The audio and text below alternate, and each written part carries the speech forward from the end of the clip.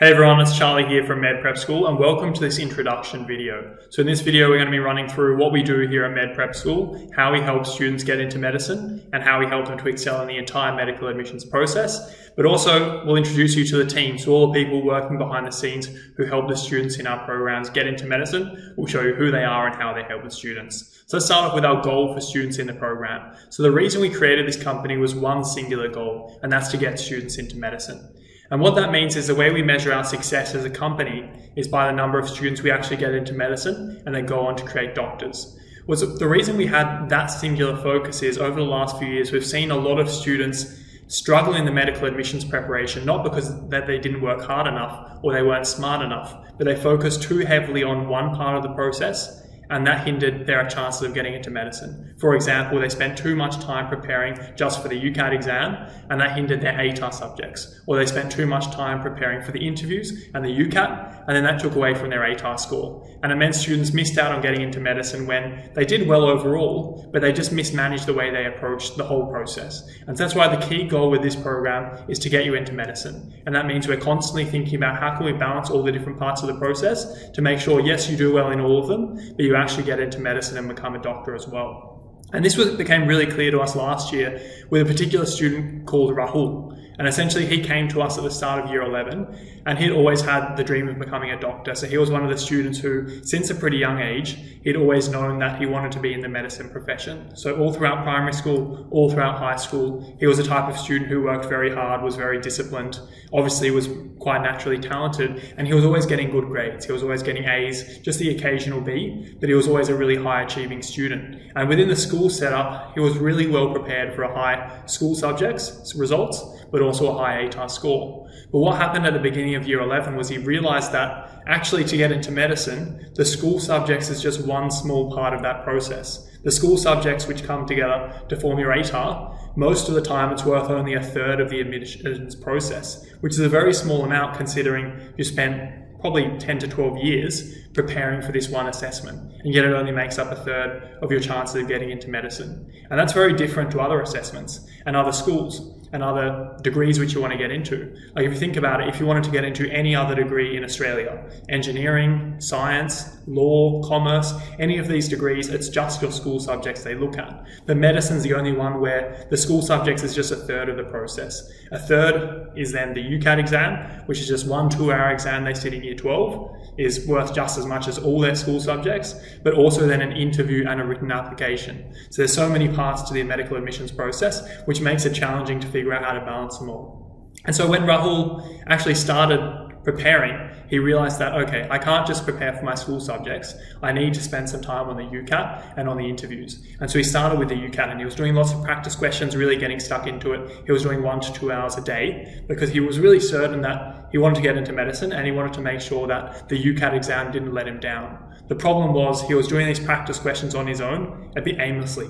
He didn't really know if he was improving. He didn't know what he should be studying. And although he wasn't making much progress with the UCAT, because he didn't really know how to go about it, worst of all, it was hindering his ATAR subjects. So all throughout high school, he'd always been a top achieving student, but because he did too much UCAT work, and he was kind of wasting his time with his UCAT preparation, to be fair, his ATAR grades started to drop. Rather than getting A's, now he was averaging B's. And now his chance of getting into medicine was not looking too good.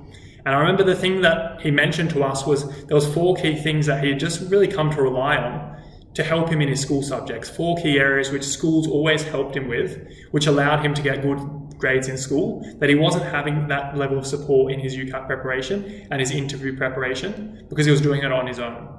And these were the 4 areas here. So number 1, with all his school subjects, he was always used to being given a structured curriculum that started at the beginning of the year and went until the end of the year, and it showed him for all the different subjects he was studying what to do in what order. So you'll know for maths, you'll start with one topic and then do another and another, and by the end of the year, you'll be prepared for the exam. Likewise with English, you'll do the same thing. You'll start with one type of English piece and then you'll do another and another, and by the end of the year, you'll be prepared for the English exam. Same thing with chemistry, biology, physics, all these different subjects. He always had a structured curriculum to follow. But with the UCAT preparation, because he was doing it on his own, he didn't have any sort of curriculum or plan for how he was preparing.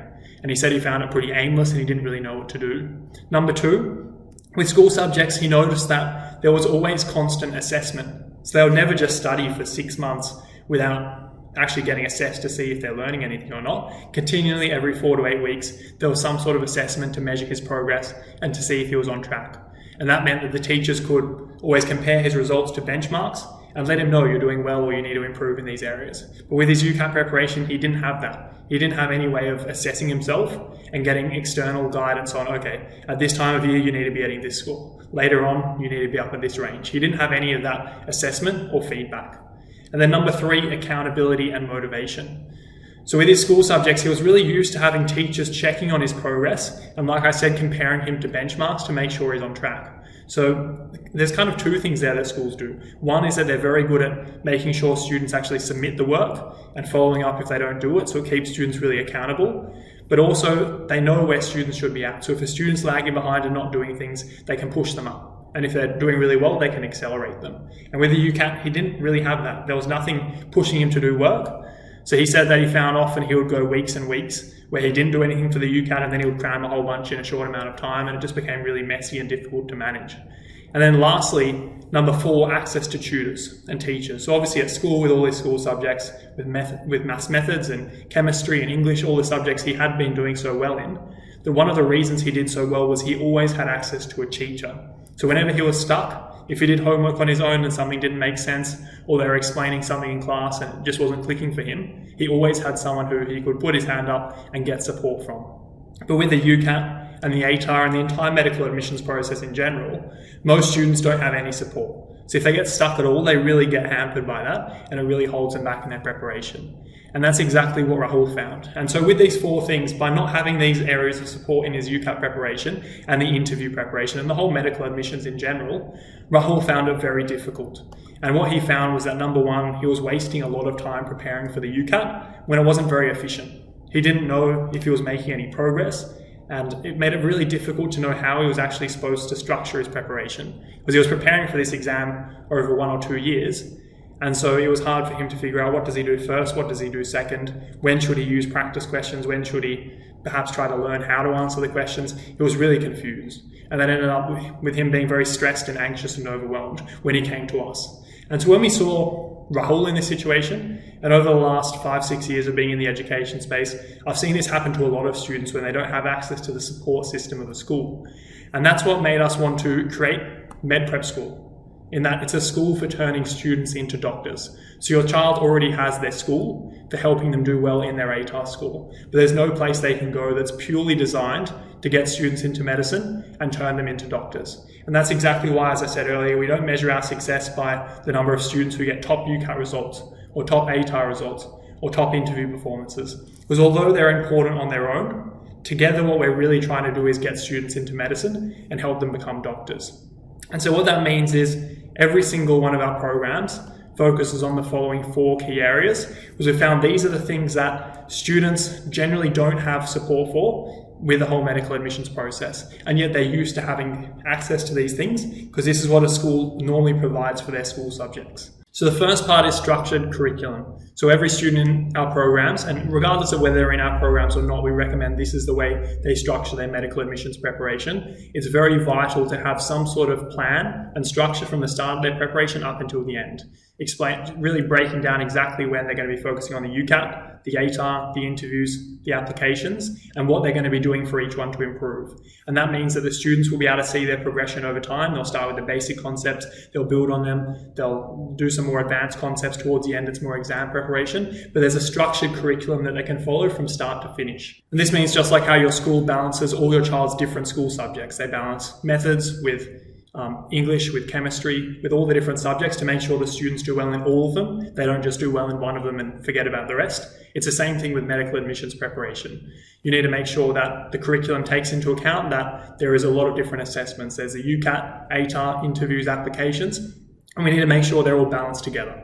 So that's the first thing, structured curriculum. Number 2, there has to be regular, constant assessments. So one of the key things in our programs is we never leave students on their own. And every 4 to 8 weeks, we constantly assess them to see how much improvement they're making. For example, with the UCAT, as soon as they join the program, they sit an exam to see where they're starting from. 4 to 8 weeks later, depending on how quickly they move through the program, we'll assess them again to see the progress they've made.